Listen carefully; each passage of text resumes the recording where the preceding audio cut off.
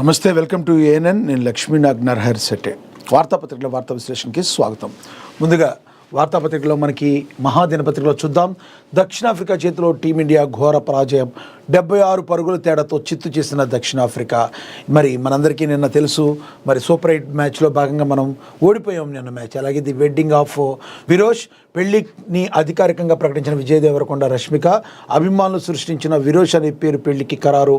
ఫిబ్రవరి 26న పెళ్లి, మార్చి 4న రిసెప్షన్ ఉండబోతుంది అని కూడా ప్రచురించారు. ఇక ఏడాదిన్నరలో ప్రతి ఇంటికి high speed internet, AP CM Chandrababu sensational news అయితే మరి మాట్లాడినట్టుగా కూడా మనకు తెలుస్తుంది. ఇక పుష్పకే ఫిల్మ్ఫేర్ ఉత్తమ నటుడుగా అల్లు అర్జున్, ఉత్తమ నటిగా నివేద థామస్, అంజలికి ఉత్తమ సహాయ నటి అవార్డు, కుర్చీ మడత పెట్టి 2 అవార్డులు గెలుచుకుంది అని కూడా ప్రచురించారు.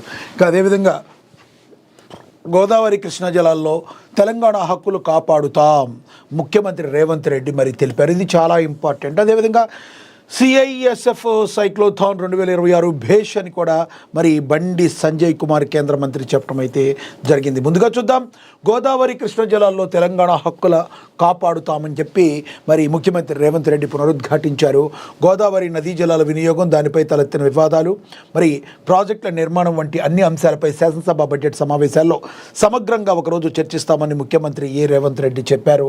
ఇక గోదావరి కృష్ణా జలాల్లో తెలంగాణ హక్కులను కాపాడుతామని, ఆ విషయంలో ఎవరికి ఎలాంటి సందేహాలు అక్కర్లేదని పునరుద్ఘాటించారు. ములుగు జిల్లా కన్నాయిగూడెం మండలం జె చొక్కారావు దేవుపల్లి ఎత్తిపోతల పథకం పంప్ హౌస్ను ముఖ్యమంత్రి పరిశీలించారు.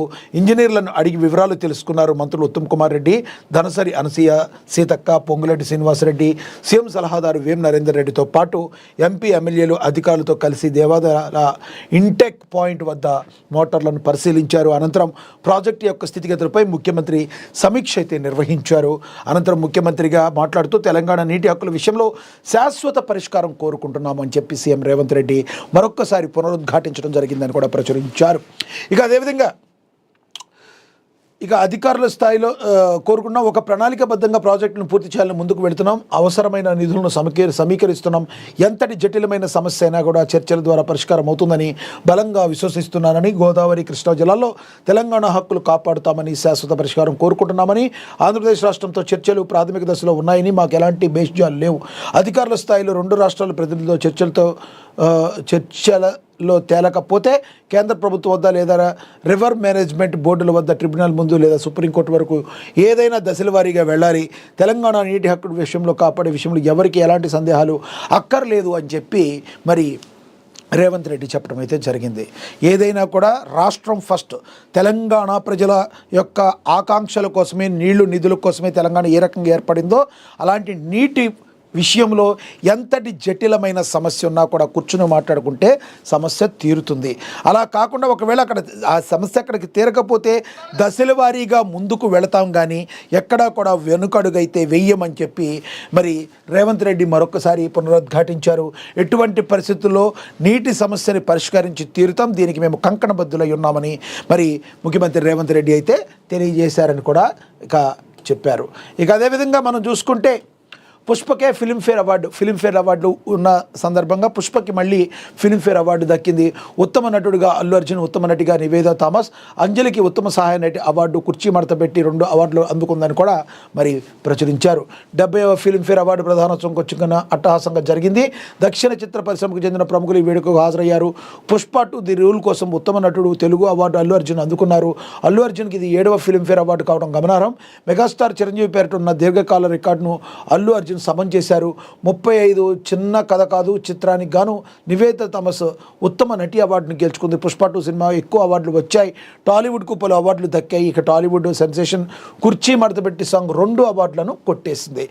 ఉత్తమ చిత్రంగా పుష్ప 2, ఉత్తమ దర్శకుడు సుకుమార్, ఉత్తమ మ్యూజిక్ ఆల్బమ్ పుష్ప 2, ఉత్తమ సహాయక నటుడిగా అమితాబ్ బచ్చన్, ఉత్తమ సహాయ నటిగా అంజలి, ఉత్తమ పరిచయ దర్శకుడిగా యదు వంశీ, ఉత్తమ పరిచయ నటిగా నయన్ సారిక, ఉత్తమ సాహిత్యంగా చుట్టమల్లే చుట్టేసిందే దేవర, ఉత్తమ గాయకుడిగా శ్రీకృష్ణ, కుర్చీ మడత పెట్టే గుంటూరు కారం, మరి ఉత్తమ గాయనిగా శిల్పారావు చుట్టమల్లే చుట్టేసింది. అదేవిధంగా నితిన్ జిహాని కల్కి 2898 ఏడి రామకృష్ణ, మౌనిక పుష్ప 2, ఉత్తమ కొరియోగ్రాఫర్గా శేఖర్ మాస్టర్ కుర్చీ మడతపెట్టి, ఉత్తమ చిత్రంగా క్రిటిక్స్గా లక్కీ భాస్కర్, ఉత్తమ నటుడిగా క్రిటిక్స్గా తేజ సజ్జా, ఉత్తమ నటి క్రిటిక్స్గా కాజల్ అగర్వాల్ కూడా మరి ఎంపిక అయ్యారు అని చెప్పి మరి ప్రకటించడం అయితే జరిగింది. అంతా ఇక్కడ బాగానే ఉంది. ఎవరి కాళ్ళకి కూడా ఉత్తమ దర్శకుడిగా సుకుమార్, ఉత్తమ సహాయ నటుడిగా అమితాబ్ బచ్చన్ ఓకే, కానీ ఉత్తమ నటుడుగా మరి అల్లు అర్జున్, ఉత్తమ చిత్రంగా పుష్ప 2, ఉత్తమ దర్శకుడిగా సుకుమార్, ఉత్తమ మ్యూజిక్గా ఆల్బమ్, ఉత్తమ సహాయక నటుడిగా మరి అమితాబ్ బచ్చన్, ఉత్తమ సహాయ నటిగా అంజలి, ఉత్తమ పరిచయ దర్శకుడిగా యదువంశీ, ఉత్తమ సాహిత్యం, ఉత్తమ గాయని, ఇలా ఈ రకంగా మరి పుష్ప 2కి మరొకసారి వచ్చింది. 70వ ఫిల్మ్ఫేర్ అవార్డు ప్రదానోత్సవం అయితే జరిగింది. దక్షిణ చిత్రసీమలోని అందరూ కూడా దీనికి హాజరవడం జరిగింది. పుష్ప రివ్యూల కోసం ఉత్తమ నటుడు అవార్డును అల్లు అర్జున్ అందుకున్నారు. ఇది ఉత్తమ నటుడిగా ఆయన ప్రూవ్ చేసుకున్నారు, కరెక్టే. మరి ఉత్తమ చిత్రంగా కూడా మీకు పుష్ప వచ్చిందంటే పుష్పలో ఏం చూపించారు? పుష్పలో గంజాయి అమ్ముకునే ఏవైతే ఎర్రచందనం అమ్ముకునే వాడిని ఒక హీరోగా చూపించారు. మరి ఏ బేసిస్లో దీన్ని ఉత్తమ చిత్రంగా మరి తీసుకున్నారనే దాన్ని 1కి 100 సార్లు మరి ఆలోచించాల్సిన అవసరం ఉంటుంది. చూడాలి మరి ఇవన్నీ కూడా ఏ బేసిస్లో తీసుకున్నారనేది సినిమా వాళ్ళ దగ్గర నుంచి కూడా ఒక క్లారిటీ వచ్చాక మరి దాని గురించి మాట్లాడుకుంటాక మనకు అవకాశం ఉంటుంది. ఇక దేవ్జీ మల్లా రాజిరెడ్డి సహా మావోయిస్టు అగ్రనేతల లొంగుబాటు, అస్ఫాబాద్ అడవుల్లో తెలంగాణ ఎస్ఐబి ఎదుట లొంగుబాటు, మార్చి 31 నాటికి మావోయిస్టుల నిర్మూలకు కేంద్రం చర్యలు, అడవులను జల్లెడ పడుతున్న భద్రతా బలగాలు. మనకు తెలుసు ఆపరేషన్ కగార్లో భాగంగా ఈ సంవత్సరం ఎండింగ్ టైంకి ఎటువంటి పరిస్థితుల్లో కూడా మావోలు లేని దేశాన్ని చూడాలని కేంద్ర ప్రభుత్వం అయితే కంకణం కట్టుకున్న నేపథ్యంలో మరి రాష్ట్రాల్లో కూడా ఒరిస్సా కావచ్చు, ఆంధ్రప్రదేశ్ కావచ్చు, తెలంగాణ కావచ్చు, రాష్ట్రాల్లో ఉన్న వాళ్ళందరూ కూడా ఎక్కడికక్కడ లొంగుబాటు చర్యలు అయితే లొంగుబాటు అయితే జరుగుతుంది. ఇది మావోయిస్టు పార్టీ ఇక ఆల్మోస్ట్ చర్మాంకం దశకు వచ్చినట్టుగా మనం కూడా భావించాలి. ఆపరేషన్ కాగార్లో కీలక పరిణామం చోటు చేసుకుంది.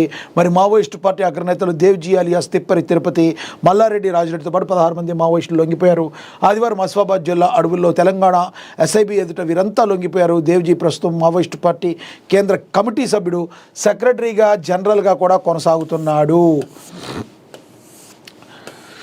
ఇక గత ఏడాది ఎన్కౌంటర్లో నంబాల కేశవరావు మరణించారు. ఆ తర్వాత మావోయిస్టు పార్టీకి దేవిజీ సారథ్యం వహిస్తున్నారు.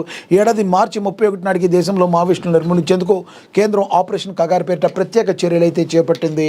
ఇక ఈ సందర్భంగా జనజీవన స్రవంతో కలిసి దేశాభివృద్ధిలో భాగస్వాములు కావాలంటూ మావోయిస్టులకు కేంద్రం పిలుపునిచ్చింది. దీంతో పలువురు మావోయిస్టులు ప్రభుత్వం ఎదుట లొంగిపోయారు. మరికొంతమంది ఎన్కౌంటర్లో మరణించారు. పలువురు మావోయిస్టులు అరెస్ట్ అయ్యారు. మరికొంతమంది ప్రభుత్వం ఎదుట లొంగిపోలేదు. మరోవైపు ఆపరేషన్ కగారు కోసం నిర్దేశించుకున్న సమయం మరికొద్ది రోజుల్లో మిగిలింది. అలాంటి వేళ మావోయిస్టుల కోసం వారి ప్రభావిత రాష్ట్రాల్లో భద్రతా బలాలు జల్లెడ పడుతున్నాయి. దీంతో మధ్యప్రదేశ్ నుంచి తెలంగాణ, ఛత్తీస్గఢ్ సరిహద్దుల్లో కర్రెగుట్టలోకి మావోయిస్టుల అగ్రనేతలు దేవ్జీతో పాటు పలువురు నేతలు ప్రవేశించారంటూ నిఘా వర్గాల నుంచి కేంద్ర భద్రతా బలాలకు సమాచారం అందింది. దీంతో కర్రెగుట్టలో ఇటీవల జరిగిన భారీ ఎన్కౌంటర్లో పలువురు మావోయిస్టులు మరణించారు. వీరిలో అగ్రనేతలు ఉన్నారంటూ చర్చ జరిగింది. దేవ్జీ లక్ష్యంగా కర్రెగుట్టలో కూంబింగ్ నిర్వహిస్తున్నట్టు ఎన్కౌంటర్ సమయంలో ప్రచారం జరిగింది. కానీ వీళ్ళైతే లొంగిపోయారు. ఇక మరి ఆల్మోస్ట్ ఇక దీన్ని అయితే ఫుల్ స్టాప్ పెట్టడానికి కేంద్రం అయితే చూస్తుంది. మరి జల్లెడైతే పడుతుంది. వీరందరి గురించి అయితే మనమైతే అర్థం చేసుకోవచ్చు. ఇక దక్షిణాఫ్రికా చేతిలో టీమిండియా ఘోర పరాజయం, 76 పరుగుల తేడాతో భారీ ఓటమైతే మూటగట్టుకున్న పరిస్థితి మనమైతే గమనించాం. ఇది మనందరికీ తెలుసు. లీగ్ స్టేజ్లో ఎంతో అద్భుతంగా ఆడిన టీమిండియా మరి చేతులెత్తేసింది. సూపర్ 8 మ్యాచ్లో దక్షిణాఫ్రికాతో జరిగిన మ్యాచ్లో చేతులెత్తేసింది. ఒక్కొక్కళ్ళు ఇంటి ముఖం పట్టారు. ఏదన్నా కొంత భాగస్వామ్యం చేస్తారా అనుకున్న టైంలో ఇషాన్ కిషన్ కావచ్చు, మరి తిలక్ వర్మ కావచ్చు, టపటపా ముందు 7 వికెట్లు అయితే పడినాయి. ఆ తర్వాత కాస్త నిలదొక్కుంటాడేమో, ఈ మ్యాచ్లోకైనా ఫామ్లోకి వస్తాడేమో అని అనుకున్న అభిషేక్ శర్మ మరొకసారి నిరాశపరిచాడు. సూర్యకుమార్ యాదవ్ కూడా అలా వచ్చి ఎలా వెళ్ళిపోయాడు. హార్దిక్ పాండ్యా కూడా వెళ్ళిపోయాడు. ఎలా ఎటు చూసినా కూడా ఎవరు కూడా మరి ఇండియాని గెలిపించలేకపోయారు, విజయ తీరాలకు చేర్చలేకపోయారు. సౌత్ ఆఫ్రికా చేతిలో మరి దారుణమైన పరాజయాన్ని మూటగట్టుకున్నారు. ప్రపంచ కప్ T20 2026 సూపర్ 8 పోర్లో టీమిండియాకు ఘోర పరాజయం ఎదురైంది. అహ్మదాబాద్లోని నరేంద్ర మోడీ స్టేడియంలో జరిగిన మ్యాచ్లో దక్షిణాఫ్రికా 76 పరుగులు భారీ తేడాతో భారత్ను చిత్తుగా ఓడించింది. తొలుత బ్యాటింగ్ల తర్వాత బౌలింగ్లో సమిష్టిగా రాణించిన సఫారీ జట్టు టీమిండియాను అన్ని విభాగాల్లో దెబ్బతీసి అద్భుత విజయాన్ని అందుకుంది. 188 పరుగుల భారీ లక్ష్యంతో బరిలోకి దిగిన భారత జట్టుకు ఆరంభంలోనే గట్టి ఎదురు దెబ్బ తగిలింది. తొలి ఓవర్లో ఇషాన్ కిషన్ డక్అవుట్గా వెనుదిరగ్గా ఆ వెంటనే తిలక్ వర్మ 1కి కూడా పెవిలియన్ చేరాడు. దీంతో 5 పరుగులకే 2 వికెట్లు కోల్పోయి కష్టాలు పడింది. ఈ దశలో అభిషేక్ శర్మ 15, కెప్టెన్ సూర్యకుమార్ యాదవ్ 18, కాసేపు 18 పరుగులతో నిలదొక్కునే ప్రయత్నం చేసిన ఎక్కువసేపు క్రీజులో నిలవలేకపోయారు. వాషింగ్టన్ సుందర్ 11 రన్స్కు విఫలమయ్యాడు. ఒకవైపు వికెట్లు పడుతున్న ఆల్రౌండర్ శివం దుబే 37 బంతుల్లో 42 ఒంటరి పోరాటం చేశాడు. అయితే అతనికి హార్దిక్ పాండ్యా 18 పరుగులతో మినహా మరెవరి నుంచి సహకారం అందలేదు. రింకు సింగ్ కూడా డకౌట్ కావడంతో జట్టును మరింత దెబ్బతీసింది. దీంతో భారత జట్టు 18.5 ఓవర్లో 111 పరుగులకి ఎత్తి ఆల్అవుట్ అయిపోయింది. దక్షిణాఫ్రికా బౌలర్లో మాల్కో ఎన్సెన్ 4 వికెట్లతో చెలరేగ్గా కేశవ్ మహారాజ్ 3, కార్బిన్ బాష్ 2 వికెట్లు పడగొట్టాడు. అంతకుముందు టాస్ గెలిచి బ్యాటింగ్ ఎంచుకున్న దక్షిణాఫ్రికాకు ఆరంభంలోనే గట్టి ఎదురు దెబ్బ తగిలింది, షాకీ తగిలింది. జస్ప్రీత్ బుమ్రా అద్భుతమైన బౌలింగ్తో క్వింటన్ డికాక్ 6, రాయన్ రికెలెక్టన్ 7 పరుగులు అవుట్ చేయగా హర్షదీప్ సింగ్ కెప్టెన్ మార్క్రమ్ 4ను పెరువేనుకు పంపాడు. దీంతో సఫారీ జట్టు 20 పరుగులకే 3 వికెట్లు కోల్పోయి కష్టాలు పడింది. ఈ సమయంలో డొవాల్డ్ బ్రేవిస్ 45, డేవిడ్ మిల్లర్ 63తో అద్భుత భాగస్వామ్యం నెలకొల్పారు. వీరిద్దరూ భారత బౌలర్లపై ఎదురుదాడికి దిగి స్కోర్ బోర్డును పరుగులు పెట్టించారు. ముఖ్యంగా మిల్లర్ కేవలం 35 బంతుల్లో 7 ఫోర్లు 3 సిక్సర్లతో విధ్వంసం సృష్టించాడు. చివరిలో ట్రస్ట్ స్టబ్ 24 బంతుల్లో 44 నాట్అవుట్ మెరుపు ఇన్నింగ్స్ అండవడంతో దక్షిణాఫ్రికా నిర్ణీత 20 ఓవర్లో 7 వికెట్ల నష్టానికి 187 పరుగులు భారీ స్కోరు చేస్తుంది. భారత బౌలర్లో జస్ప్రీత్ బుమ్రా 4 ఓవర్లో కేవలం 15 పరుగులు ఇచ్చి 3 వికెట్లతో అద్భుతంగా రాణించాడు. సూపర్ 8 దశలో భారత్ తమ తదుపరి మ్యాచ్ను ఈ నెల 26న జింబాబ్వేతో ఆడనుంది. ఈ మ్యాచ్లో చెన్నైలోని ఎంఏ చిదంబరం స్టేడియంలో జరగనుంది. మరి జింబాబ్వేతో ఆడనుంది. మరొక 2 మ్యాచ్లు అయితే ఉన్నాయి. ఈ 2 మ్యాచ్ల్లో కూడా మరి మనం ఇవాళ భారీ రన్స్తో ఓడిపోయాం కాబట్టి ఆ 2 మ్యాచ్లు కూడా మనం కంపల్సరీ భారీ విజయంతో గెలవాల్సిన పరిస్థితి. ఏదేవైతేనే వరల్డ్ కప్లో ఓటమి చవి చూస్తాం. ఇక్కడ మనం ఒక కీలకంగా మనం ఒకటి ఆలోచించవచ్చు. అంటే ప్రతి విషయాన్ని పాజిటివ్గా మాట్లాడుకోవటం మన ఇండియన్స్కి అలవాటు. కానీ నా వ్యక్తిగత అభిప్రాయం, గతంలో 2011లో కూడా ఇట్లాగే మనం సౌత్ ఆఫ్రికా చేతిలో మరి ఇలాగే సూపర్ 6 టైంలో ఓడిపోయి ఆ తర్వాత వరల్డ్ కప్ కొట్టాం. సౌత్ ఆఫ్రికా మీద ఒకే ఒక్క మ్యాచే ఓడిపోయాం మనం. అలాగే ఈసారి కూడా సౌత్ ఆఫ్రికా మీద ఓడిపోయినంత మాత్రాన కప్పు రానున్నది కాదు. మన ద్వారాలేమి మూసుకుపోలేదు. మరి 100% కప్పు కొడతాకే అవకాశం ఉంది. కానీ ఎక్కడ తప్పు జరిగిందో తెలుసుకోవాలి. ఎక్కడ మరి ఎవరు అంచనాలను రాణించలేకపోయారు, ఎందుకు ఓవర్ కాన్ఫిడెన్స్ ఎక్కువైందా, ఏ విషయంతో ఈ రకంగా జరిగిందన్న దాని గురించి 1-4 సార్లు పునరాలోచించుకోవాల్సిన పరిస్థితి మరి ఉంటుంది. చూద్దాం, నెక్స్ట్ మ్యాచ్లో విజయం సాధిద్దామని చెప్పి మనమైతే ఆశిద్దాం. ది వెడ్డింగ్ ఆఫ్ విరోష్ ఏదైతే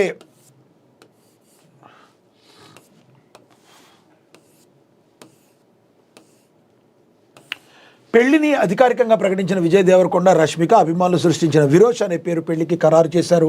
ఫిబ్రవరి 26న పెళ్లి, మార్చి 4న రిసెప్షన్ జరుగుతుంది. మనకు తెలుసు టాలీవుడ్ జంట మరి ఎవరైతే విజయ్ దేవరకొండ, రష్మిక మరి ఉన్నారో, మరి గీతా గోవిందం దగ్గర నుంచి కూడా వాళ్ళు ఒక హిట్ పేరుగా మరి తమదైన శైలిలో ముందుకు దూసుకుపోయారు. ఆ తర్వాత డియర్ కామ్రేడ్ సినిమా చేశారు, ఆ తర్వాత మరో సినిమా చేశారు. ఇలా టాలీవుడ్ స్టార్ జంట విజయ్ దేవరకొండ, రష్మిక మందాన తమ పెళ్లి కబుర్ను అధికారికంగా ప్రకటించారు. ఎంతో కాలంగా వీరిద్దరి వివాహంపై వస్తున్న ఊహాగానాలకు తెరదించుతూ తమ పెళ్లి వేడుకకు ది వెడ్డింగ్ ఆఫ్ విరోష్ అనే పేరు పెట్టినట్టు సోషల్ మీడియా వేదికగా వెల్లడించారు. ఈ పేరును తమ అభిమానులు మరి గౌరవార్థం పెట్టుకుని చెప్పిన వారికి ప్రత్యేకమైన గౌరవాన్ని ఇచ్చారు. తమ వివాహానికి ఈ పేరు పెట్టడం అనుకున్న కారణాన్ని జంట వివరించింది. విరోష్ అనే పేరును ఏ వెడ్డింగ్ ప్లానర్లు కుటుంబ సభ్యులు సూచించలేదని, ఎన్నో ఏళ్ల క్రితం తమ అభిమానులు ప్రేమతో సృష్టించింది అని తెలిపారు. తాము ఎలాంటి ప్రణాళికలు వేసుకోకముందే అభిమానులు తమ బంధానికి ఓ అర్థం ఇచ్చారని వారు పేర్కొన్నారు. ఈ సందర్భంగా సోషల్ మీడియాలో ఓ భావోద్వేగమైన నోట్ను పంచుకున్నారు. మా ప్రియమైన వారికి మేము ఎలాంటి ప్రణాళికలు వేసుకోకముందే, మా కోసం మేము ఏది ఎంచుకోకముందే మీరు అప్పటికే ఓ అభిప్రాయానికి వచ్చేసారు. ఎంతో ప్రేమతో మీరు మాకు ఒక పేరు ఇచ్చారు, మమ్మల్ని విరోష్ అని పిలిచారు. కాబట్టి ఈరోజు నిండు మనసుతో ఈ కలయికతో మీ గౌరవార్థం ది వెడ్డింగ్ ఆఫ్ విరోష్ అనే పేరు పెడుతున్నాం. మమ్మల్ని ఇంతగా ప్రేమించినందుకు ధన్యవాదాలు, మీరు ఎప్పటికీ మాలో భాగమే అని రాసుకొచ్చారు. ఇది ఇలా ఉండగా ఇటీవలే విజయ్ రష్మిక పెళ్లి పత్రిక అంటూ ఒక సోషల్ మీడియాలో వైరల్ అయ్యింది. మరి ఒకటి ఆ పత్రిక ప్రకారం ఈ జంట ఫిబ్రవరి 26న ఒక సన్నిహిత వేడుకల్లో వివాహం చేసుకుంటున్నారు. ఆ తర్వాత మార్చి 4న హైదరాబాద్లో గ్రాండ్గా మరి రిసెప్షన్ కూడా జరగబోతుందని కూడా ప్రచురించారు. ఇక CISF సైక్లోథాన్ 2026 బేష్ అని చెప్పి బండి సంజయ్ కుమార్ అయితే చెప్పడం అయితే జరిగింది. ఇక 6,553 కిలోమీటర్ల సైకిల్ యాత్ర అత్యంత క్లిష్టం. సముద్ర తీర వారసత్వ రక్షణ బాధ్యతను పునరుద్ఘాటించిన సైక్లోథాన్. ఏ రంగంలోనైనా మహిళలు దృఢంగా ఉంటారనడానికి సైక్లోథాన్ నిదర్శనం. కేరళలోని కొచ్చిలో వందే మాత్రం కోస్టల్ సైక్లోథాన్ 2026లో కేంద్ర మంత్రి అని చెప్పి బండి సంజయ్ తెలిపారు. పాదయాత్ర కోసం సులభం కావచ్చు, బస్సు ప్రయాణం చేయడం సులభమే, కానీ వందే మాత్రం కోస్టల్ సైక్లోథాన్ 2026 పేరిట CISF నిర్వహించిన జాతీయ సైకిల్ యాత్ర అత్యంతమైన కఠినతరమైనది, శ్రమ సహనంతో మరి కూడుకున్నది. కేంద్ర హోంశాఖ మంత్రి బండి సంజయ్ కుమార్ తెలిపారు.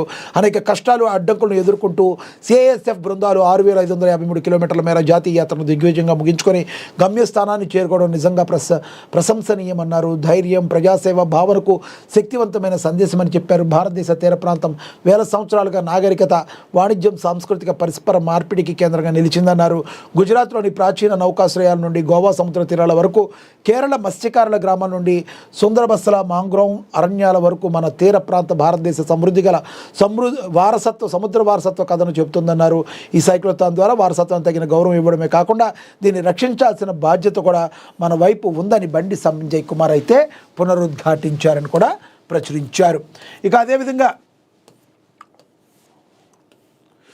ఏడాదిన్నరలో ప్రతి ఇంటికి హై స్పీడ్ ఇంటర్నెట్ ఏపీలో సీఎం చంద్రబాబు హామీ ఇచ్చారు. మరి దీని గురించి కూడా మనం ఆలోచించాలి. మరి ఏపీ ముఖ్యమంత్రి చంద్రబాబు ఎప్పుడూ కూడా ఏదో ఒక సెన్సేషన్ క్రియేట్ చేస్తూనే ఉంటారు.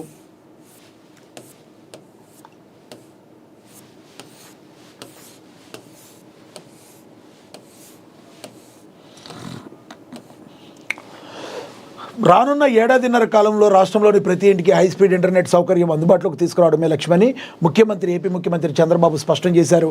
టెక్నాలజీ ద్వారా ప్రభుత్వ సేవలను ప్రజల ముంగిడికే తీసుకెళ్లాలంటే డిజిటల్ కనెక్టివిటీ అత్యంత కీలకమని అయితే మరి తెలిపారు. అలాగే మరి టెక్నాలజీ ద్వారా భారత సేవలను ప్రజల ముందుకు తీసుకెళ్లాలంటే డిజిటల్ కనెక్టివిటీ అత్యంత కీలకమన్నారు.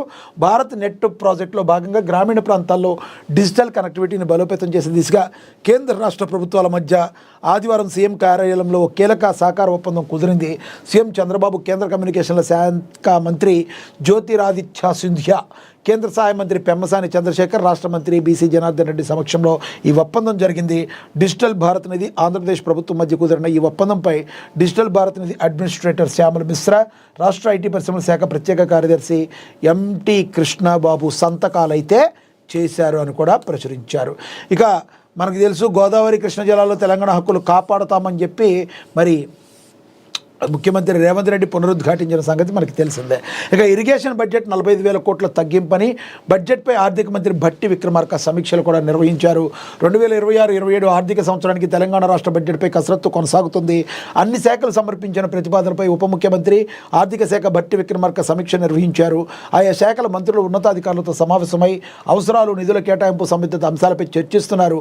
వచ్చే ఏడాదికి నీటిపారుదల శాఖకి ఏకంగా 80,000 కోట్లు అవసరం అవుతాయని తొలుత చీఫ్ ఇంజనీర్లు ప్రతిపాదించారు. ఈ మొత్తాన్ని ఇంజనీరింగ్ చీఫ్ స్థాయిలో 45,000 కోట్లకు కుదించారు. 2026-27 ప్రాజెక్టులకు అవసరమయ్యే నిధులు, వాటి వివరాలను ఆర్థిక శాఖకు అందించారు. అన్ని అంశాలను పరిగణలోకి తీసుకుని తగిన మేర నిధులు కేటాయింపులు చేస్తామని, నీటిపారుదల శాఖకు ఖచ్చితమైన ప్రాధాన్యం ఉంటుందని ఆర్థిక శాఖ అధికారులు హామీలు ఇచ్చారన్నారు. కనీసం 39,000 కోట్ల రూపాయలు అవసరమవుతాయని అంచనా వేశారు. అందులో 15,000 కోట్ల వరకు గతంలో కార్పొరేషన్ల పేరిట తీసుకున్న రుణాలకి వెళ్తాయని, మిగిలిన 24,000 కోట్లు ప్రాజెక్టులు పనులు పూర్తి అయ్యాయని, అందుకు అవసరమైన భూసేకరణకి వినియోగించవచ్చునని అధికారులు చెప్తున్నారు. ప్రస్తుత ఆర్థిక సంవత్సరంలో ప్రాజెక్టు పనుల కోసం ఇప్పటివరకు 7,900 కోట్లకు పైగా నిధులు ఇచ్చినట్లుగా సమాచారం. సాగునీటి ప్రాజెక్టుకు భూసేకరణ ప్రతి నెల 1000, పనుల కోసం ప్రతి నెల 1,200 కోట్లు ఇస్తామని గతంలో ముఖ్యమంత్రి రేవంత్ రెడ్డి హామీ ఇచ్చినట్టుగా నీటిపారుదల శాఖ వర్గాలు చెప్తున్నాయి. అందుకు అనుగుణంగా మరి ప్రాజెక్టుల పనులు, భూసేకరణ కోసం బడ్జెట్లో 24,000 కోట్లు పొందాయని చెప్పి మరి డిప్యూటీ సీఎం అంటున్నట్టుగా మరి మనకు ప్రచురించారు. ఇక అదేవిధంగా డిజిటల్ మోసాలపై అప్రమత్తం అవసరమని మన్ కీ బాత్లో దేశ ప్రజలను ఉద్దేశించి మరి ప్రధాని నరేంద్ర మోడీ అయితే చెప్పారు. దేశంలో డిజిటల్ మోసాలు పెరిగిపోతున్నాయని, శాంతి భద్రతల పరిరక్షణ కంటే డిజిటల్ మోసాలను కట్టడి చేయడం పోలీసులకు పెద్ద కష్టంగా మారిందని, ప్రజల్లో అవగాహన కల్పిస్తున్నా సరే ఎక్కడో ఒక చోట ప్రజలు మోసపోతూనే ఉన్నారని చెప్పి ఒకంత ఆవేదన, ఆందోళన కూడా వ్యక్తం చేయడం అయితే జరిగింది. నరేంద్ర మోడీ తన మన్ కీ బాత్లో అయితే చెప్పారు. ఇక మాజీ ఎమ్మెల్యే మంచిరెడ్డి ఆయన తనయుడికి నోటీసులు జారీ చేశారు. 3 రోజుల్లో వివరణ ఇవ్వాలని, లేదంటే చర్యలు కోర్టు ఆదేశాల మేరకు నోటీసులు జారీ అయ్యాయని పోలీసులు తెలిపారు. ఇబ్రహీంపట్నం మాజీ ఎమ్మెల్యే మంచిరెడ్డి కిషన్ రెడ్డికి ఆయన తనయుడు ప్రశాంత్ కుమార్ రెడ్డిలు అందుబాటులో లేకపోవడంతో వాళ్ళ ఇంటి గోడలకు నోటీసులు అంటించినట్లుగా వెల్లడించారు. వారిద్దరిపై ఇబ్రహీంపట్నం పోలీస్ స్టేషన్లో నమోదైన కిడ్నాప్ కేసు కింద క్రైమ్ నెంబర్ 119/2026 యాక్ట్ 1951 ప్రకారం యు బై సెక్షన్ 335(5) BNSSతో పాటు పలు సెక్షన్ల కింద కేసులు అయితే నమోదు అయినాయి. మరి ఇబ్రహీంపట్నం పోలీస్ స్టేషన్లో కేసులు నమోదు చేసిన పోలీసులు ఆదివారం నోటీసులు జారీ చేసినట్లుగా పేర్కొన్నారు. ఈ సందర్భంగా పోలీసులు విలేకరులతో అయితే మాట్లాడటం అయితే జరిగింది. మరి ఇబ్రహీంపట్నం మున్సిపాలిటీలో 19 వార్డు సభ్యుల ఆకుల యాదగిరిని మాజీ ఎమ్మెల్యే ఆయన తనయుడు గత వారం రోజుల కింద కిడ్నాప్ చేసి తన మొబైల్ ఫోన్ కౌన్సిలర్గా గెలిచిన ధ్రువపత్రానికి తీసుకుని మానసికంగా చిత్రహింసలకు గురి చేశారని ఆకుల యాదగిరి భార్య ఆయన కొడుకు రాష్ట్ర హైకోర్టులో కేసు వేయడంతో కోర్టు ఆదేశాల మేరకు విచారణలో భాగంగా మాజీ ఎమ్మెల్యే ఆయన కుమారుడిపై పలు సెక్షన్ల కింద కేసు నమోదు చేసినట్లు పోలీసులు తెలిపారు. మంచిరెడ్డి కిషన్ రెడ్డి మరి ప్రశాంత్ కుమార్ రెడ్డిలు స్వగృహాలైన రంగారెడ్డి జిల్లా ఇబ్రహీంపట్నం మండలంలోని ఎలిమినేడు గ్రామంలో నగరంలో తిరుమల హిల్స్లోని వారు లేకపోవడంతో 2 చోట్ల ఇంటి గోడలకు నోటీసులు అంటించినట్లుగా పోలీసులు వెల్లడించారు. కిడ్నాప్ గురైన సంఘటనపై 3 రోజుల్లో తిరిగి వివరణ ఇవ్వకుంటే న్యాయస్థానం ఆదేశాల ప్రకారం కఠిన చర్యలు తప్పవని నోటీసుల్లో అయితే పొందుపరిచారు. మరి ఇది ఏంటి, మరి మీరు చట్టానికి తగ్గట్టు చట్టానికి అనుయాయులుగా ఉండాలి, కానీ మీరు ఇట్లాంటి పిచ్చి పనులు మరి చేసి మీ ఇద్దరు అందుబాటులో లేకపోతే అక్కడ పరిస్థితి ఏ విధంగా ఉంటుంది, చట్టం తన పని తాను చేసుకుపోతుందని చెప్పి కూడా మరి చెప్తున్న పరిస్థితిని అయితే మనం గమనించవచ్చు. ఇక అదేవిధంగా కబ్జాలను తొలగించిన హైడ్రా ప్రభుత్వ కళాశాల నిర్మాణానికి సన్నాహం చేకొట్టిన జనం. అదేవిధంగా అధ్వానంగా మణుగూరు ఇబయ్యారం క్రాస్ రోడ్డు తక్షణమే రోడ్డు మరమ్మతులో లైటింగ్ ఏర్పాటు చేయాలని ఎమ్మెల్యే పాయంపు సిపిఐ సిపిఎంఎల్ మాస్ లైన్ వినతి కూడా ఇచ్చారని, అలాగే మణుగూరులో ఉచిత కంప్యూటర్ శిక్షణ కేంద్రం ప్రారంభం అని శిక్షణా కేంద్రాన్ని ప్రారంభించారు. సిఐ నాగబాబు యువతకు డిజిటల్ దిశగా అడుగు వేస్తున్నారు. ఇక కోట్ల విలువైన సుబాబుల్ కలప అక్రమంగా తరలిపోతుంది. సీతారామ ప్రాజెక్టు భూసేకరణ భూములు తీసుకున్న భూముల్లో కలపను అక్రమంగా తరలిస్తున్నారు. టెండర్ లేకుండానే కాంట్రాక్టర్ రంగంలోకి దిగినట్టుగా కాంట్రాక్టర్లు ఇరిగేషన్ అధికారులు కుమ్మక్కయ్యారు అనే ప్రశ్నలు కూడా తలెత్తుతున్నాయని ప్రచురించారు. సీఎం పెద్దమ్మ కొడుకు ఈ కాంట్రాక్ట్ తీసుకున్నాడని సబ్ కాంట్రాక్టర్ ప్రచారం చేస్తున్నారు. మరి సీఎం బంధువు పేరు చెప్పి ముఖ్యమంత్రిని బదనాం చేస్తున్నారు, అక్రమార్కులు అని కూడా ప్రచురించారు. ఇక స్కౌట్స్ అండ్ గైడ్స్ ఉద్యమానికి సింగరేణి సంపూర్ణ సహకారం ఉంటుందని కూడా Singareni GM personnel welfare and CSR security GV Kiran Kumar children పార్క్లో ఘనంగా వరల్డ్ ది కింగ్ డేని మరి వాళ్ళు ప్రదర్శించారు అక్కడ. అలాగే ఉత్తమ కవిగా వీరబాబు ఘనంగా మరి సన్మానం జరిగింది ఖమ్మం జిల్లాలో అని ప్రచురించారు. సింగరేణి ఖాళీ పోస్టుల భర్తీకి వ్రాత పరీక్ష నిఘా మధ్య పరీక్షల విజయవంతం పర్యవేక్షించిన సింగరేణి అధికారులను కూడా ప్రచురించారు. ఇక అదేవిధంగా జీవించడం కూడా ఒక హింసాత్మక చర్య అని చెప్పి మరి రాజేంద్ర కిషోర్ పండా ఒక ఆర్టికల్ని అయితే రాసుకొచ్చారు, దాని గురించి కూడా ప్రచురించారు. ఇక బెంగళూరు డైరీ ఎక్స్ప్రెస్ కోసం మణుగూరులో మరో ఉద్యమం. రైళ్ల రద్దుతో వెలవెలబోతున్న రైల్వే స్టేషన్ యలహంక కాచిగూడ రైలును పొడిగించాలని పెద్ద ఎత్తున డిమాండ్ వస్తుంది. ఇక టీజీఎస్ఐసి భూముల్లో అక్రమ మట్టి తవ్వకాలు, రైతులను మభ్యపెట్టి యథేచ్ఛగా వ్యాపారం కనీసం కన్నెత్తి చూడని అధికారులు పోలీసులు ఇప్పటికైనా అక్రమ తవ్వకాలకు అడ్డుకట్ట వేయాలని 166లోని ప్రభుత్వ సంపదను అధికారులు కాపాడాలని కూడా ప్రచురించడం అయితే జరిగింది. ఇక రజక కుటుంబంపై అమానుష దాడి చర్యలు తీసుకోవాలని ఆచార్య ఆమర్గల్లో మరి చెప్పడం జరిగిందని కూడా ప్రచురించారు. ఇక చాకలి చంద్రకళ కుటుంబంపై దాడి చేయడం చాలా బాధాకరం. నాగర్ కర్నూలు జిల్లాలో కేంద్రంలోని పోలీస్ స్టేషన్లో మాజీ శాసనసభ్యులు మర్రి జనార్దన్ రెడ్డి, ఎమ్మెల్సీ తీన్మార్ మల్లన్న, పలు ప్రజా సంఘాల ప్రతినిధి బాధిత కుటుంబ సభ్యులను పరామర్శించి బాధితులకు వెంటనే న్యాయం చేయాలని పోలీస్ అధికారులను కోరారు. పోలీస్ స్టేషన్ ముందు బైఠాయించి ఆందోళన కూడా వీరు దిగడం అయితే జరిగింది. మర్రి జనార్దన్ రెడ్డి మాట్లాడారు. ఇంత ఘోరమైన ఘటన జరిగినా ఫిర్యాదు తీసుకోకపోవడం, కేసు నమోదు చేయడం చాలా దుర్మార్గమని, ఇది నిర్లక్ష్యం కాదు, ఇది పాలన నేరం. అధికార పార్టీ నాయకుల మాటే చట్టమై బలహీన వర్గాల ప్రజలు ప్రాణాలు పోయినా కనీసం లెక్క చేయకపోవడం ఇది చాలా దుర్మార్గమైన చర్యగా వీరైతే అభివర్ణించడం అయితే జరిగింది. ఇక 2 నెలల చిన్నారిని కాలుతో తొక్కి హత్య చేసిన కాంగ్రెస్ గోండాలని మరి నాగర్ కర్నూలు జిల్లాలో బిజినపల్లి మండలం కుమ్మెరమల్ల జాతరలో కాంగ్రెస్ సర్పంచ్ అగ్రనాయకుల దాడిలో మృతి చెందిన 2 నెలల చిన్నారి కుటుంబ సభ్యులకు పరామర్శించారు మాజీ ఎమ్మెల్యే మర్రి జనార్దన్ రెడ్డి అని కూడా ప్రచురించారు. ఇక మున్సిపాలిటీల సమస్యలు క్షేత్రస్థాయిలో పరిశీలించారు చైర్మన్ దొంతగాని శ్రీనివాస్, అలాగే వైస్ చైర్మన్ తన్నీరు మల్లికార్జున్ కూడా హుజూర్ నగర్ నగర్లో మరి ఈ మున్సిపాలిటీ పరిధిలో ఇది జరిగిందని కూడా ప్రచురించారు. ఇక కామారెడ్డి ఎమ్మెల్యే ఇంటిపై దాడి చాలా అమానుష్యం. బీజేపీ నేత సింగిరెడ్డి వెంకటరెడ్డి చెప్పారు. కామారెడ్డి ఎమ్మెల్యే వెంకటరామరెడ్డి ఇంటిపై జరిగిన దాడి తీవ్రంగా ఖండించదగ్గ విషయమని బీజేపీ రాష్ట్ర నాయకుడు భోగారం మాజీ ఎంపీటీసీ సింగిరెడ్డి వెంకటరెడ్డి పేర్కొనడం అయితే జరిగిందని కూడా ప్రచురించారు. ఇక అభివృద్ధి పనులకు నిధులు మంజూరు చేయాలని మల్కాజ్గిరి మున్సిపల్ కార్పొరేషన్కు కలిసి ముందుములు పరమేశ్వర్ రెడ్డి మరి వినతి పత్రాన్ని ఇచ్చింది కూడా ప్రచురించారు. ఇక ఓవరాల్గా మరి జాతీయం విదేశీయం. ఇక అదేవిధంగా రజనీ సరసన ఆ ఇద్దరు ముద్దుగొమ్మలు 7 వయసు దాటిన వరుస చిత్రాలు చేసుకుంటూ పోతున్న నటుడు రజనీకాంత్ నిజం చెప్పాలంటే ఇటీవల మంచి విజయాన్ని చూసి చాలా కాలమైంది. జైలర్ చిత్రం మినహా సక్సెస్ అయితే లేదు. రజనీకాంత్ ఈ మధ్యకాలం నటించిన వెట్టి అండ్ కూలీ చిత్రాలు అంచనాలను అందుకోలేకపోయాయి. అయినా ఈయన వరుసగా చిత్రాలు చేసుకుంటూ పోతున్నారు. ప్రస్తుతం జైలర్ 2 చిత్రాన్ని పూర్తి చేసిన రజనీకాంత్ తాజాగా 173 చిత్రాలు నటించడానికి సిద్ధమవుతున్న ఈ చిత్రాన్ని ఆయన మహానటుడు కమల్ హాసన్కు చెందిన రాజ్ కమల్ ఫిల్మ్ ఇంటర్నేషనల్ సంస్థ నిర్మించిన విశేషం. దీనికి సిబి చక్రవర్తి దర్శకత్వం వహిస్తున్నారు. రజనీకాంత్ ఆస్థాన సంగీత దర్శకుడు అనిరుద్ధ్ బాణీలు అయితే కడుతున్నారు. రజనీకాంత్ గురించి మనకి తెలుసు.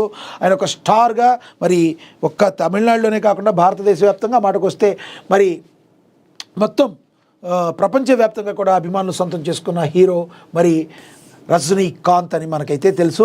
మరి ఇద్దరు ముద్దుగుమ్మలతో కూడా ఈయన ఆడి పాడబోతున్నట్టుగా మరి తెలుస్తుంది. ఇక చిరంజీవితో సమానంగా అల్లు అర్జున్ మరి కొచ్చి వేదికగా 70వ ఫిల్మ్ఫేర్ అవార్డు వేడుకల్లో పుష్ప 2 చిత్రం సత్తా చాటింది. తెలుగు, తమిళ, మలయాళం, కన్నడ పరిశ్రమ నుంచి 2024 ఏడాదిలో విడుదలైన సినిమాలకు సంబంధించిన నోటీసులకు తాజాగా అవార్డులు ఇచ్చారు. అందులో భాగంగా అల్లు అర్జున్ సౌత్ ఉత్తమ నటుడిగా పుష్ప 2 చిత్రానికి గాను పురస్కారాన్ని అందుకున్నారు. ఆపై పుష్ప 2 ఏకంగా 5 విభాగాల్లో ఆ అవార్డులను కొల్లగొట్టి రికార్డు క్రియేట్ చేసింది. చిరంజీవి తో సమానమైంది. ఫిల్మ్ఫేర్ అవార్డులు 7 తీసుకోవడం ద్వారా అని కూడా ప్రచురించారు. ఇక బ్లాక్ బస్టర్ డ్రాగన్కు ఏడాది రెండోసారి వస్తామంటున్న డైరెక్టర్ అని కూడా మరి చెప్తున్నారు. అదేవిధంగా అంజనాద్రి బెట్టలో జయ హనుమాన్ ప్రారంభం అని చెప్పి మరి మనకి తెలుసు.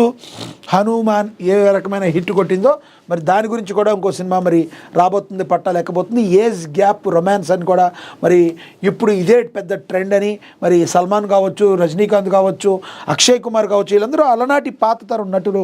వీళ్ళందరి విషయంలో కూడా మరి ఇప్పుడు ఏజ్ గ్యాపే కొత్త ఉన్న హీరోయిన్లతో చేయడం మరి ఇదొక ట్రెండ్గా నడుస్తుందని కూడా ప్రచురించారు. ఇక చూద్దాం ఆంధ్రజ్యోతిలో ఏం ప్రచురించారో చూద్దాం. ఏమిటి నగ్న రాజకీయం, ఇప్పటికే నిస్సిగ్గుగా ఉన్నారు, ఇంకా చొక్కాలు విప్పడం ఎందుకు? ఏ సదస్సు వద్ద కాంగ్రెస్ కార్యకర్తల తీరుపై మోడీ తీవ్ర ఆగ్రహం వ్యక్తం చేశారు. ఆ పార్టీ సైద్ధాంతిక దివాలా కోరుదరానికి ఇది నిదర్శనం. ఇది పురాతన పార్టీ పతనమైంది, సొంత దేశాన్ని అప్రతిష్ట పాలు చేస్తుంది. కాంగ్రెస్ నేతలు నన్ను ద్వేషిస్తున్నారు, సమాధి తవ్వాలని చూస్తున్నారు, చివరికి నా తల్లిని అవమానిస్తున్నారు. మేరట్ సభలో మరి ప్రధాని మోడీ భావోద్వేగంతో గురయ్యారు. అదేవిధంగా రాహుల్ గాంధీ తీరుపైన ఈ కాంగ్రెస్ నేతల నగ్న రాజకీయం పైన ఏంటి అని ప్రశ్నించారని కూడా ప్రచురించారు. ఇక ప్రతి ఇంటికి హై స్పీడ్ నెట్ ఏడాదిన్నరలో అందజేసేందుకు చర్యలు సీఎం చంద్రబాబు. మనం ఇందాక కూడా మహాదినపత్రికలో కూడా దాని గురించి కూడా మరి చదువుకున్నాం. ఇక అన్నిట్లో ఆయన కీలక కేసుల రిపోర్టులో అజయ్ కలంరెడ్డి ప్రస్తావన. ఢిల్లీ ఏపీ భవన్లో స్పెషల్ లైజనింగ్ అధికారిగా చిన్నప్ప పోస్టింగ్కు నాడు సిఫార్సు లేఖ జారీ చేశారు. తిరుమల కల్తీ నెయ్యి కేసులో నిందితుడు అప్పన్న, బేవరేజెస్ కార్పొరేషన్లో ఎండీగా వాసుదేవ్ రెడ్డి, సత్యప్రదేశ్ పోస్టింగ్లకు లేఖలు. 3,500 కోట్ల లిక్కర్ స్కామ్లో A2లు A3లు వారే. నాటి ముఖ్యమంత్రి జగన్ ప్రిన్సిపల్ అడ్వైజర్ హోదాలో అజయ్ కల్లం సిఫార్సు లేఖలు రాసినట్టుగా కూడా ప్రచురించారు. ఇక అదేవిధంగా దేవ్జీ లొంగుబాటు, మావోయిస్ట్ అగ్రనేతతో పాటుగా రాజురెడ్డి సహా 25 మంది కూడా తెలంగాణ పోలీసులకు లొంగిపోయారు. ఛత్తీస్గఢ్ డిప్యూటీ సీఎం వెల్లడి నేడో రేపో తెలంగాణ పోలీసుల ప్రకటన. మరి తిప్పలి తిరుపతి అలియాస్ దేవ్జీ ఫైల్ ఫోటోను మనమైతే చూసాం. ఇక ఆఫ్ఘనిస్తాన్లో పాక్ వైమానిక దాడులు, తెహ్రాక్ తాలిబాన్ IS స్థావరాలపై బాంబులు, ఒకే కుటుంబానికి చెందిన 18 మంది మృతి, 70 మంది ఉగ్రవాదులను చంపేసినట్లు పాక్ ప్రకటన. ప్రతీకారం తప్పదని తాలిబాన్లు అయితే చెప్తున్నారు.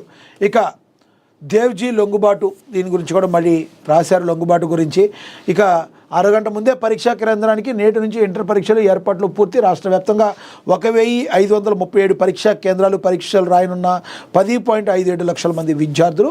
ఇంటర్ పరీక్షలు మరి స్టార్ట్ అవబోతున్నాయని కూడా ప్రచురించారు. మరి మనకు తెలుసు ఇక వెంటనే ఇంటర్ పరీక్షలు వెనకనే 10th క్లాస్ ఎగ్జామ్స్ కూడా స్టార్ట్ అవబోతూ ఉంటాయి. ఇక జనం సొమ్ముతో జల్సా, అధ్యయన యాత్రల పేరుతో విహారయాత్రలు. 5 ఏళ్లలో టూర్లకు 1.41 కోట్ల ఖర్చు అధికారిక పార్టీ కార్పొరేషన్లు అడిగారని April MacBook Air tabs, ఐఫోన్లు, 1/2 కోటికి పైగా అయిన ఖర్చు. వైసీపీ అధికార పక్షం తీరుపై సర్వత్రా విమర్శలు వెల్లువెత్తుతున్నాయని కూడా ప్రచురించారు. ఇక ప్రశ్నార్థకమే, దోషులు ఎవరో తేలకుండా ముగిసిన అయేష కేసు, వ్యవస్థల్లో లోపాలే కారణమంటున్న న్యాయ నిపుణులు, వాటికి రాజకీయ కుల సంఘాల జోక్యం తోడు జరిగిందని కూడా మరి ప్రచురించారు. మరి కంచె చేను మేస్తే అన్నట్టుగా సంబంధిత అధికారులు ఈ రకంగా చేశారు. మరి రాజకీయ ఒత్తిళ్లు కూడా ఉన్నాయని అన్నట్టుగా సోషల్ మీడియాలో కూడా పుంకాలుగా మరి ట్రెండ్ అవుతున్న పరిస్థితి ఈ అయేషా సమీరా కేసులో మనం చూడొచ్చు. ఇక ఇందిరాగాంధీ మున్సిపల్ కార్పొరేషన్ స్టేడియంలో ఎన్టీఆర్ ఆర్గానిక్ రైతోత్సవం 2024 స్టాల్స్ను సందర్శించారు కలెక్టర్ లక్ష్మీకళ, ఎంపీ కేశినేని శివనాథ్, పట్టాభిరామ్ తదితరులు మనం ఇమేజ్లో, ఫోటోలో మనమైతే గమనించవచ్చు. ఓవరాల్గా మరి 2 తెలుగు రాష్ట్రాల్లో కూడా ఇంపార్టెంట్ న్యూస్ అయితే ఏమన్నాయో వాటిని విశ్లేషించే ప్రయత్నం అయితే చేసాం. అదేవిధంగా మరి ప్రజలకి, ప్రభుత్వానికి వారధిగా ఉంటున్న నిష్పక్షపాతంగా ఎప్పటికూ కూడా వార్తల్ని ప్రచురించే ఏకైక పత్రిక మహాదిన పత్రిక. ఇప్పుడే డౌన్లోడ్ చేసుకోండి. ఇది ఇవాల్టి వార్తాపత్రికల వార్తా విశ్లేషణ. నమస్తే.